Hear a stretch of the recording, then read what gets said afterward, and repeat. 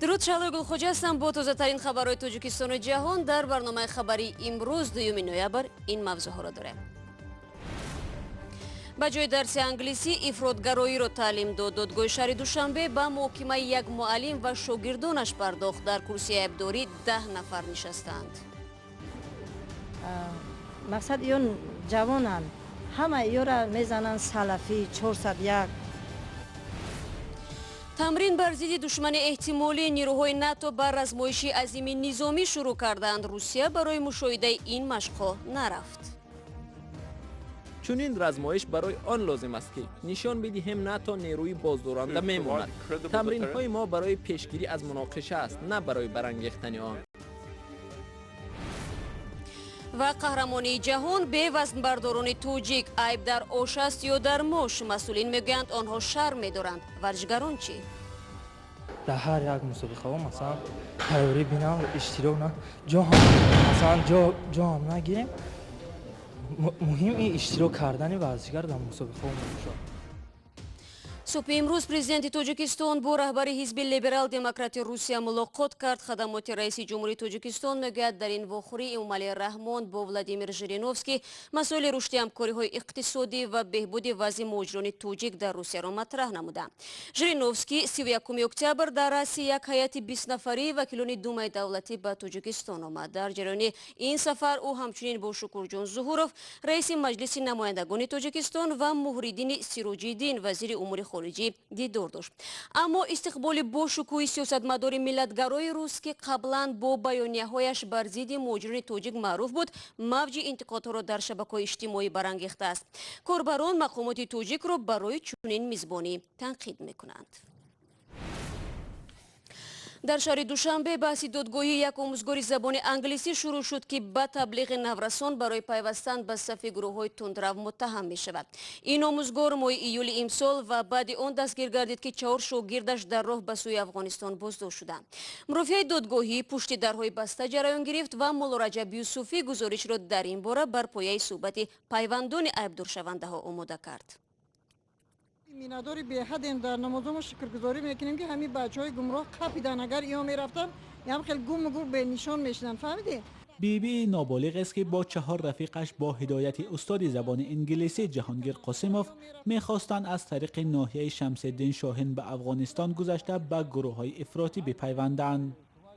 айо тараф молу симу чумчи ваъдаҳо кардем уҷо зиндагии хеле хел байм англиси маълими англисӣ баъд бо хеле наворо доштай ташвиқот мебурданд дар уҷо хеле зиндагиёна дар уҷо хеле рафторана хеле ҳама ҳамин ҳозир дар ҳамин ҷараёни суд гуфтан мо гӯш кардем. این جوانان را نیروهای مبارزه با مواد مخدر ماه ایول همین سال بازداشت کردند. در مرافعه نخستین به گفته نزدیکان معلم انگلیسی اقرار شده است که شاگردانش را به افکار افراطی ترغیب کرده است. چیزایی که میبینی مقصد یا یک جوانای نوجوانان میبینید به حد دلت میسوزه. مقصد بسیاریش اوت ندارن.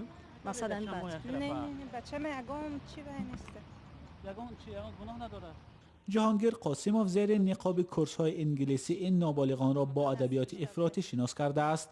نزدیکان جوانان میگویند آنها فریب نظر خوردند و هیچ فکر نمی‌کردند که معلم زبان انگلیسی فرزندانشان را به این راه میبرد. من پدر و مادرش هست، 2 خواهرش هست، بابای بیبی آبرومند دارد، لیکن الان این فرزند این خیل میکردگی این خیل راه به میرفتگی هیچ کی نمیدونستگی. برای ما من جانم مامانم رؤوف احمد جان اجازه دادگیم که هوا که تیشش تخص کند مایلش. والدین میگویند جوانان در دادگاه اظهار پشیمانی کرده گفتند آنها را گمراه کردند. مقصد ما مادرها انگلیسی و یورا روی میکنیم. اگه جا میدونیم که هم خیلی تعلیم دینیشون میتین. مقصد ما محترم سودیا از محترم جناب عالی همین کارگرای دولت خواهش میکنیم که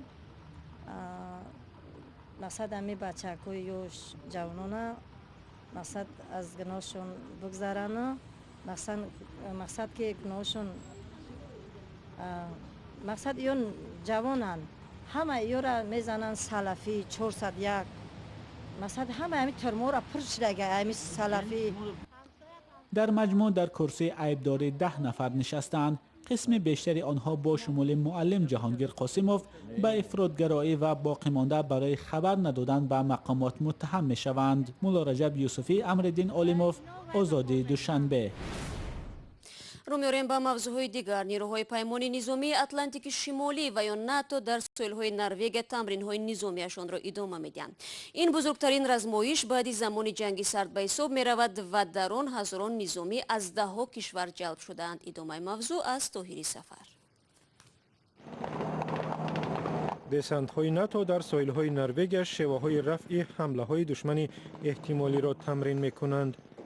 رزمایش‌های 2 هفته‌ای با نام نیزه 3 سره روز 25 اکتبر آغاز یافت. در آن 50,000 نظامی از 31 کشور شرکت دارند.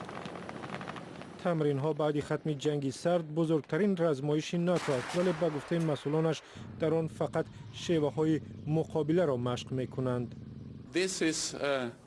چون این رزمایش برای آن لازم است که نشان بدهیم نه تا نیروی بازدارنده میماند. تمرین های ما برای پیشگیری از مناقشه است، نه برای برانگیختن آن. نمایندگان روسیه را به مشاهده تمرین ها دعوت کردند، ولی مسکو تمرین ها را اغوا برانگیز و ضد روسی نامید. چون این ختمش به امنیت و ثبات در شرق اروپا و در عموم قاره اروپا مساعدت نمی کند. نیروهای بحری روسیه نیت دارند در آبهای بین المللی در نزدیکی نروژ موشک آزمایش کنند. نمایندگان ناتو گفتند از روسیه عملکرد مسئولانه انتظار دارند. تمرین ها در زمان صورت می گیرد که تنش بین ناتو و روسیه کم نمی شود. از سال 2014 از زمان غصب نیم جزیره کریم از طرف روسیه و حمایتیان از جدایی طلبان اوکراین دو طرف مناسبت خوب ندارند. بر رزمایش های نیزه 3 سره 250 هواپیما، 65 کشتی و 10,000 تانک و دیگر ماشین های نظامی جلب شدند. نیروها و مهمات را چند پیش از اروپا و آمریکای شمالی آوردند. نگرانی اساسی ناتو این است که نمیتواند مرزهای شرقیش را مستحکم کند.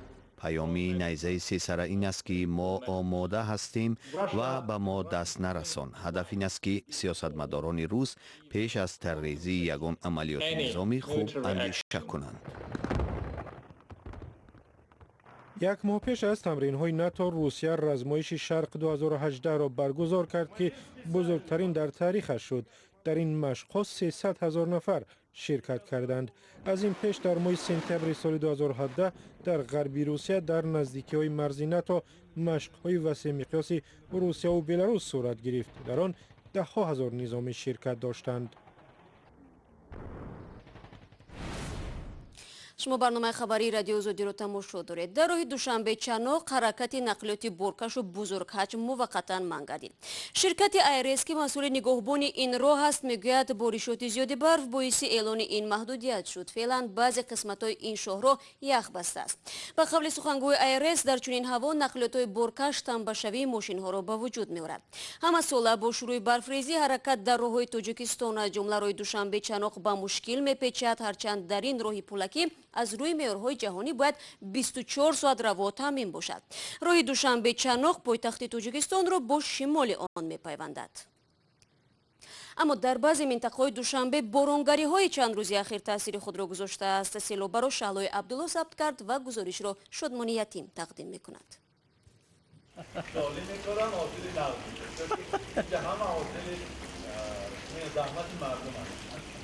قربانی صابر هنرپیشه شناخته تئاتر و سینمای تاجیک است که از آب جمع شده نزد منزلش هزل میکند. نصف روز 1 نوامبر در محله رحمان نبیوی شهر دوشنبه بعد از باران پی در پی قبور آبگذر بند شده سیل به خانه ساکنان درآمد.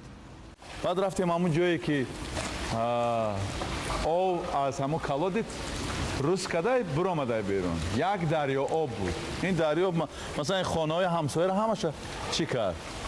حالی پای لوچ میگذاشتن دیگه در آمدن دیگه حالی بیرون نبرآمدن. حالی این آب رفته سای کانالیزاسیون وگرنه آب نه خانه ما در آمده بودن تا جای پای ماشین و تا نیمی در آب بود. بعد از مراجعت ساکنان کارمندان آب و کاریزی شهر آمده قبورهای آبگذر را تازه کردند.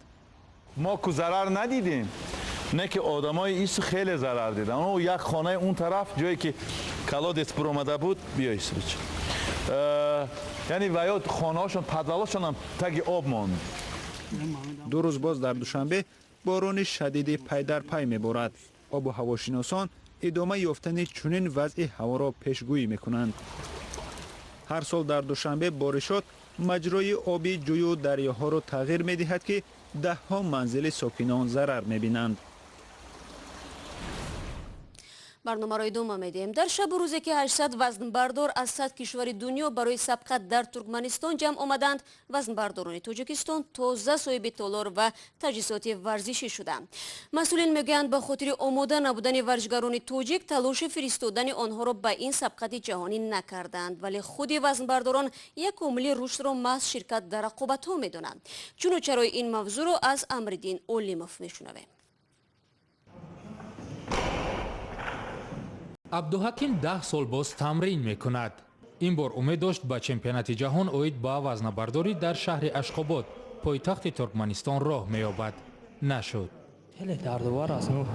ما رئیس از این جمله که رئیس فدراسیون با ما کمک نمیکنم و مثلا دستگیری نمیکنم. аз рӯзи 1 ноябр сабқатҳо дар Ашхобод оғоз ёфтанд. 800 варзишгар аз тамоми дунё барои қувваозмоӣ ба ин шаҳр омаданд. ғолибони ин қаҳрамонӣ ба бозиҳои олимпии Токио 2020 ро хат мегиранд. вазнабардорони тоҷик мегӯянд як моҳ пеш соҳибкоре барои тамрини онҳо толори варзишӣ сохт ва барои сабқатҳо омода мешаванд. ҳамарӯза машқи пурмасъуда кор барои ин бояд ки варзишгар доимо дар ҷамоати таълими машқӣ бошад, дастгирӣ баланд хуб ёбад ки ба мусобиқаҳои байналмилалии чемпионати ҷаҳон ё чемпионати осиё бошад тайёрӣ бинад. дар федератсияи вазнабардорӣ гуфтанд, варзишгарони тоҷик барои иштирок дар чемпионати ҷаҳон омода набуданд, аз ин рӯ шарм дошта ба он ҷо нарафтанд. ба қавли онҳо дар ин ҳолат бо пули давлат рафтан айб аст. баръакс варзишгарон мегӯянд талоши онҳо барои рафтан ба чемпионат буд, мебоист федератсия аз қабл барои омода кардани онҳо мекӯшед. орзуи ҳамаи варзишгар ҳамин аст ки дар ҳар як мусобиқаҳо масалан тайёрӣ бинам иштирок масалан ҷо ҳам нагирем.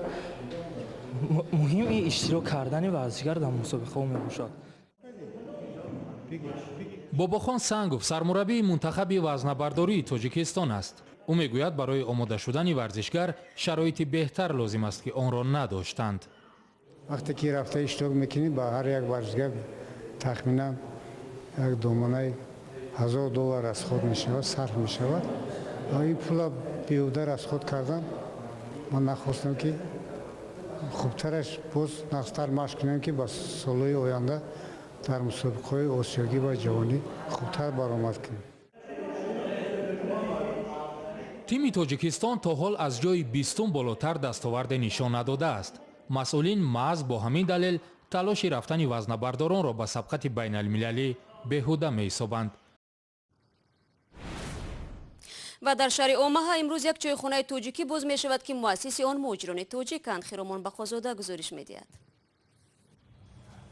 ҳамаи ашёро барои чойхона аз Тоҷикистон оварданд. сар аз зарфу тасвирҳо то ороишоти дигар. ҳама унсурҳои миллӣ дар чойхона ҳифз шуданд. равшан Султонов молики ресторан шом мунтазири тоҷиконест ки дар Небраска зиндагӣ мекунанд. дар шаҳри Омаха иёлоти Небраска як чойхона барпо кардем. хеле ки мебинед ино таҷҳизотҳо ҳамаш аз Тоҷикистон. мақсад аз он аст ки ҳамшаҳрои мо худро танҳо ҳис накунанд. ошпазҳои чойхона ҳам муҳоҷирони тоҷик ҳастанд ва ғизоҳои асосӣ ҳам миллӣ мешаванд. хӯрокҳои тоҷикӣ, сих кабобҳои тоҷикӣ, чой, нон, ҳама чӣ омода аст. чойхонаи мазкур нахустин дар аёлати Небраска аст ва моликонаш умедворанд ҳамеша меҳмон хоҳад дошт. 15 дақиқа ки дар ихтиёр доштем ба поён мерасад. фардо бинандагони азиз мо барномаи хабарӣ надорем, аммо субҳи барвақт шумо метавонед навиди бомдодиро тамошо кунед. Та фардо, худо нигаҳдор.